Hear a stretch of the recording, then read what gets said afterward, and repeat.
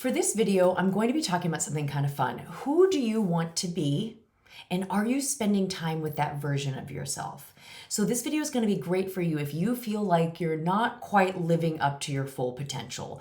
Or maybe you feel like you are living up to your potential, but you have more goals for yourself, more next level type of things you want to do, whether it comes to your body, whether it comes to your business, whether it comes to your health, weight, any of those things. So I was going to bed the other night, and I'm usually a pretty good sleeper, but I laid my head on my pillow and I just was having a hard time going to bed. And so sometimes, I don't know about you, but I can spin out worrying about my kids. So what I do is I really try to be intentional with my thoughts. And I say, the kids are fine because they are fine. Let's not worry about them right now. It's not productive.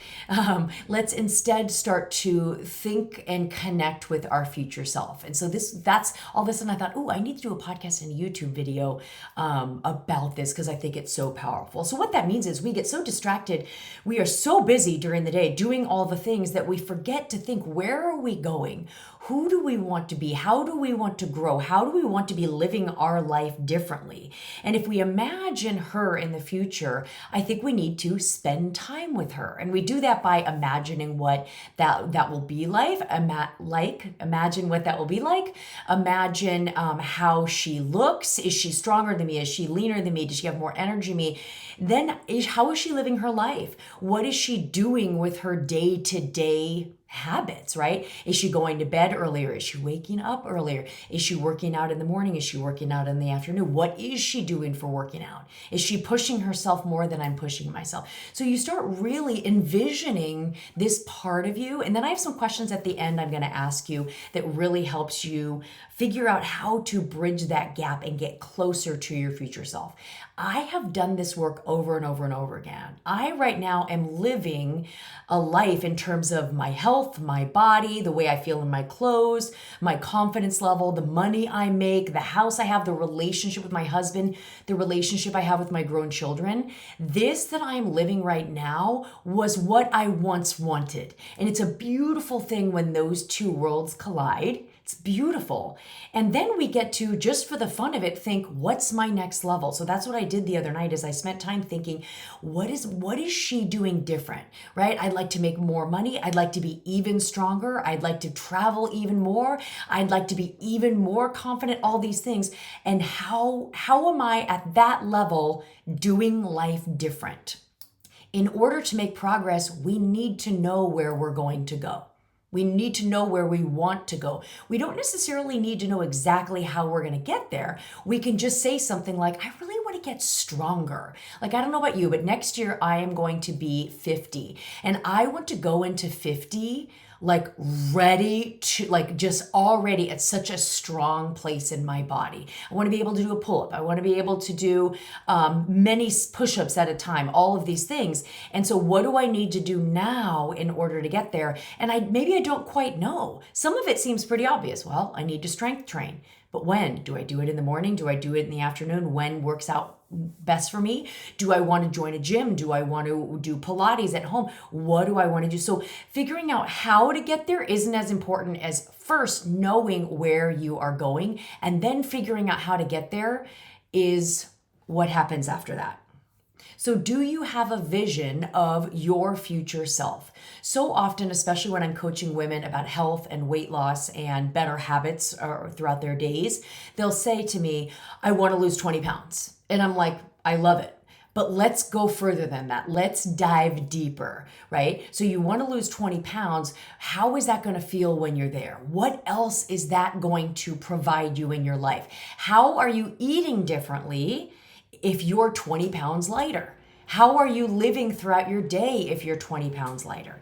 So it's not just, I want to lose the weight, I need to get my shit together, I need that, whatever. It's let's get excited about not only the weight loss, but how you're going to feel in your body, how that's going to affect every area of your life. That's an exciting vision that we can connect to. So often women really start out any kind of health journey from I really have to get myself together. Or, you know what, God, I just did that energy. And we want it to be like, this is exciting energy. So I want to talk about your thoughts for a moment because your thoughts matter. I have another video on my YouTube channel and it's called The Mindset Tool That Will Change Your Life. It's one of my best videos and it really breaks down a tool I call the thought model. And so go to that video after this to watch that, to learn about the thought model in detail. But basically the thought model is, it teaches us in a strategic way where we can actually write down on a piece of paper how our thoughts are creating the results in our lives. If you're not where you want to be with your health, your thoughts are part of the problem. If you're not making the money you want to make, we need to change your thoughts. If you feel like you're not really loving your relationship as much as you'd like to be, we need to change your thoughts. And it's more than just being positive. A lot of times people, when they think of mindset, they think of gratitude and being positive, and both are amazing. But this is so much more than that. This is you understanding that the way you think makes you feel a certain way.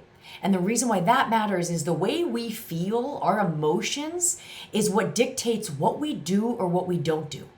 And then what happens at that point is it becomes a self-concept, right? So often people are telling themselves things like, oh, I'm always late. Or, oh, I'm so busy. I'm so busy. And it seems so trivial and so non-consequential, but it actually is really powerful. When you tell yourself, I'm busy, I'm always late, all that, it's a subconscious, I can't handle my life. It's a subconscious, this is too much for me. And that is creating results often that we don't want. So the way you think is very powerful. And the beautiful thing is the way you think can be changed.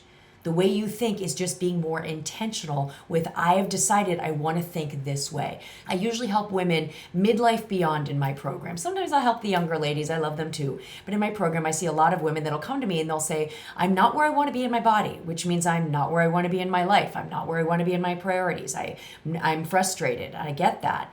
But so often we tell ourselves midlife and beyond, there's this narrative that it's too late for me.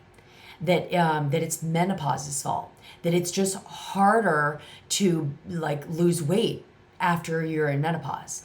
Or then when I help my clients that are above 60 and 70, it's like, what does it even matter at this point? First of all, if you're watching this video, it obviously matters. At any age, we want to feel good in our skin. We want to feel in control of what we're putting in our mouth.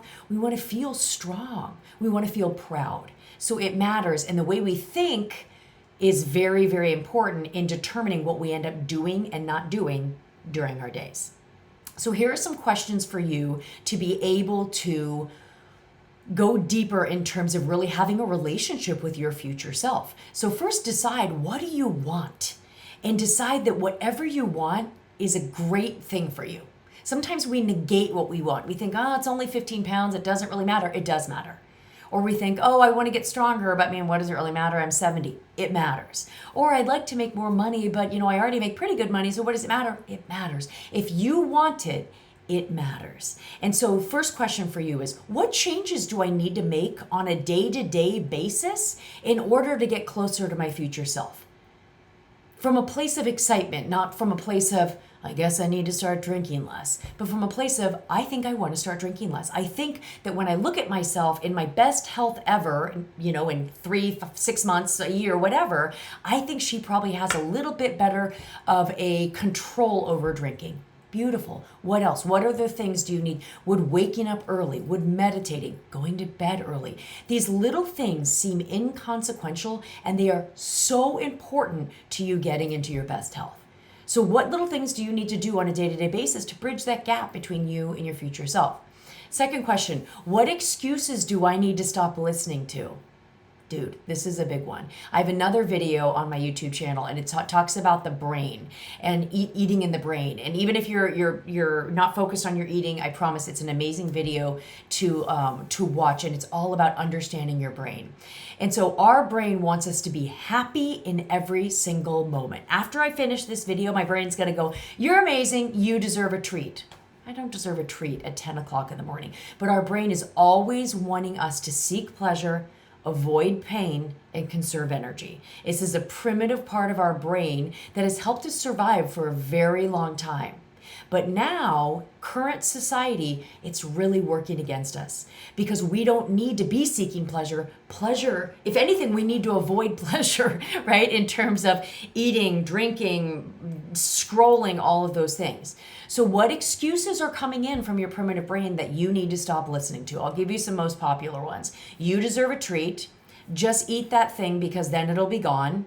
You've done too much. You need a break. You're exhausted. It's not time to do this. You're on vacation. Life is meant to be lived. We have these excuses that are on repeat. And can you start to really diagnose the excuses your brain gives you on repeat? I'm sure a few of those probably hit you. And when you can diagnose, oh, those are the excuses my primitive brain gives me, then you can kind of be prepared for those excuses. And then when they come into your brain, you can go, oh, that's not me. That's my primitive brain. Here's another question for you. What thoughts do I need to think in order to become her? Here's another way of saying that. What is she thinking? How is she thinking differently than I'm thinking right now?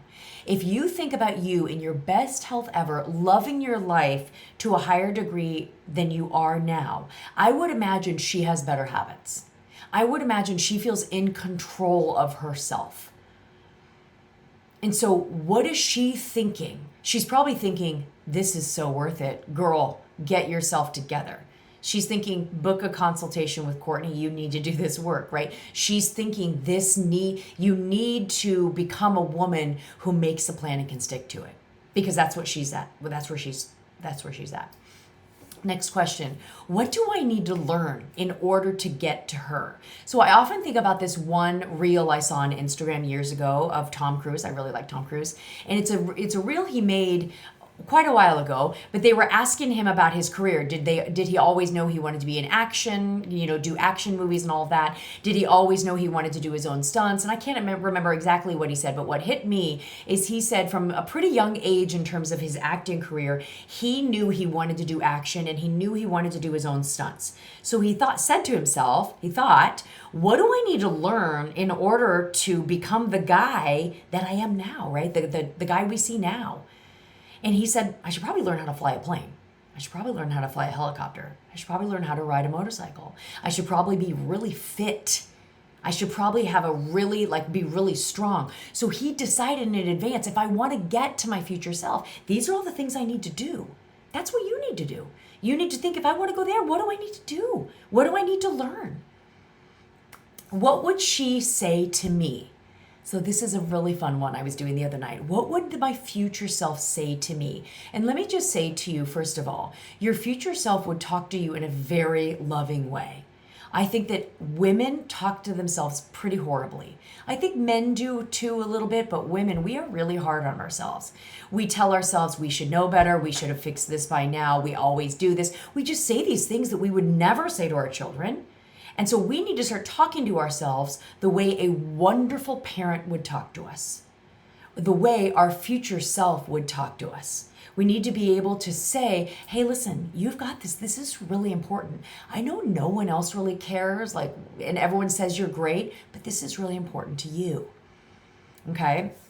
And the last thing I want to tell you, and this is really important, oftentimes when we think about our future self and we think about them stronger and in better shape and feeling good in their clothes and making even more money and traveling and having a lot of friends, and we think of this future self, in a way we kind of put them up a little too much on a pedestal. We think that they don't have any problems, and it's just not true. What it is they're handling the problems at a higher level. So your future self still has urges for food. They still sometimes have too many drinks. They still sometimes don't manage their mind well, and they get all upset about something that maybe they shouldn't be getting upset about. Maybe they blow things out of perspective. Maybe they say things to people that later they have to go back and apologize. So this person isn't perfect. It's you. It's just like the next version of you. And so the reason I say that is sometimes we think that in order to get to our future self, especially when it comes to getting in our best health, sometimes we think that we have to become a woman that never eats bad. Not true. We need to become a woman that just wakes up every morning at 5 a.m. and goes to the gym. Not true. We have to become a woman that runs marathons. Not true. It doesn't have to be so perfectionistic. You just have to become a woman who makes a plan and can follow through with that plan.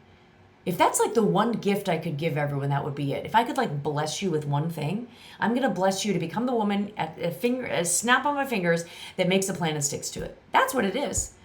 To manage your mind and emotions enough to say, I'm following through with this plan. This is truly what I want. And when you build that relationship with your future self, who is a better version of you, but is also not perfect because she's human, it helps you every day go, we're coming for you, and these are the things we're going to do to get there. I help women get in the best shape of their lives at any age. I work with women privately and in small groups. My website is linked here in the show notes. I would love to offer you a free consultation. I'm so glad you're here. My name's Courtney Gray. I'm a body and life coach, and thank you for watching.